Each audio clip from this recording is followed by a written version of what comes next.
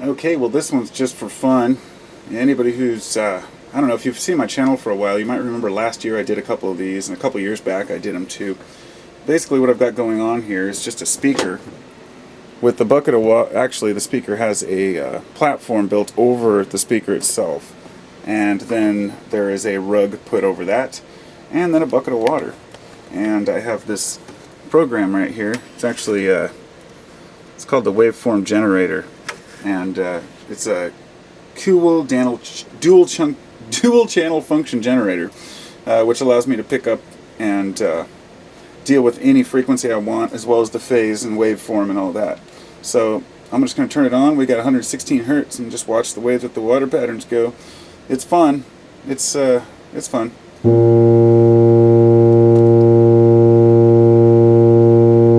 I can turn it up a little bit here. I don't want to turn it up too loud. I'll blow my speaker.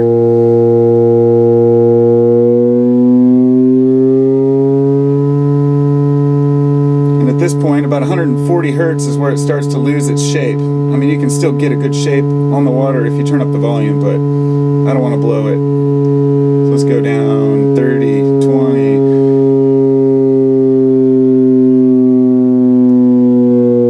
110. Oh, I can see rainbow in there for a second there. I'll go back here. This is why I do this on the camera, because you can pick up things that you can't see with your eyes. Not always that it's really there, but I'll turn this off for a second. The way that the frequency messes with the water, it gives it an interesting surface tension, but also the way that cameras work at certain frames per second, it can add some interesting effects to these things. But what you see is what I see, pretty much. So, all right, here we go. Let's go down, down, down. Now, 72 hertz is where I found some interesting. Well, let me just put it this way. I put it at 72 hertz, and then it was basically the vibration of what I found that these translations of the sun, as far as the the wavelengths and the frequencies that the sun put in when they put it into audio form, even though it's not audible in space, in audio form it tends to sound like about 70 hertz. So I charged my water with this frequency. As funny as it sounds, I thought that vibration going through the water might charge the water in some way, and I proceeded to water my plants with it. And I'll just put it this way: it was an amazing, it was an amazing realization. They perked up like unbelievably, and I still haven't seen anything like that since that day. So, of course, that's not scientific, and there are many more studies to do on this thing, but I believe intention has a lot to do with it. Anyway, so let's drop down to 71 hertz here, and then go down from there. That's where it starts to get fun. 48 hertz, 40 hertz, 37 hertz. See how low we can go, and we'll start from there.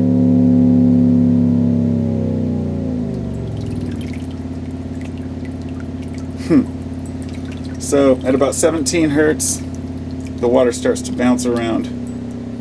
You can go all the way down to, say, that's 12 hertz. Hertz are cycles per second, or vibrations per second. So this is 10 vibrations per second. I never really take it down this low because it doesn't create any interesting patterns, but I guess I should play with it more. Let's go down to like 5. That's it. Cuts off at 6. Alright, now it fried on me. So I guess that's it. This is what happens on this device. I have to turn it off and reboot it. But anyway, it's fun stuff.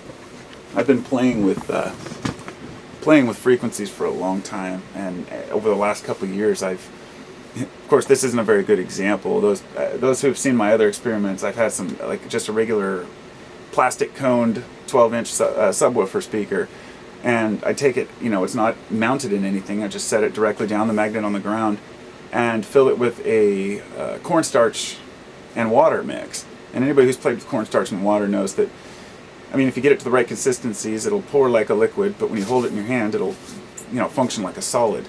This has some interesting implications when you, put some kinetic energy behind it and actually have these vibrations going. Because the waveforms are basically expressed visually in the medium. I've been looking for the speaker. I cleaned my garage out this morning and I finally found it because I'm going to take it to Burning Man with me. I want to set up a couple of different experiments where people can come and experiment and play with not just water. Water's fun, and this actually has some vegetable glycerin and some soap in it that I'm still messing with the different consistencies. But you can turn on YouTube and see a million videos of this kind of stuff, but unless you do it yourself, it's just the feeling you get from actually playing with these things it's awesome. And they also sell, I can't remember what they're called, but they're big speaker plates. They're basically giant plates. This is what I want to get. A couple $100 for a nice one, but it's a frequency generating plate that acts like a speaker, but then you can lay out sand on top of it or salt and turn up the frequency, and the salt will morph into different shapes. I can't express how important I think this stuff is. Even though it's just playing with water and vibrations in a garage, I can't even begin to express how important I think this stuff is, because I believe that the human mind creates intention, and that intention, thought, can become a waveform. That waveform can be received.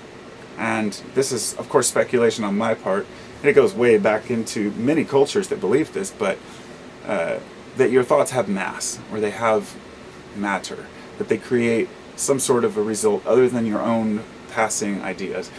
Some folks believe in the ether or the collective consciousness, that ideas are never created or lost, or just like energy is never created or destroyed. But I really believe that some of these frequencies can help us to better ourselves somehow.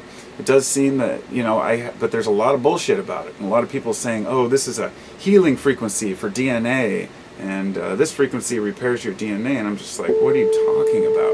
There's no DNA repair frequency. Maybe there is, but can you show it scientifically?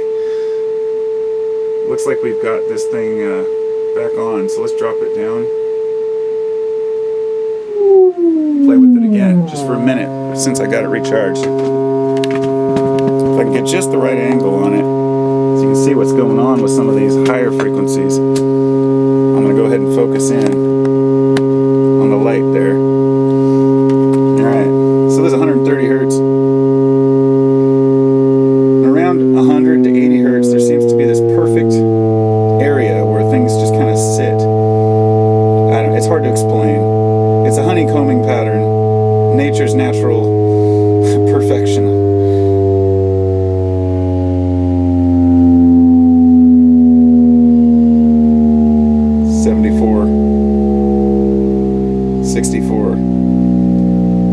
Here we go. Now we've got a nice, interesting little session going on here. It's just beautiful. It really takes on a structure.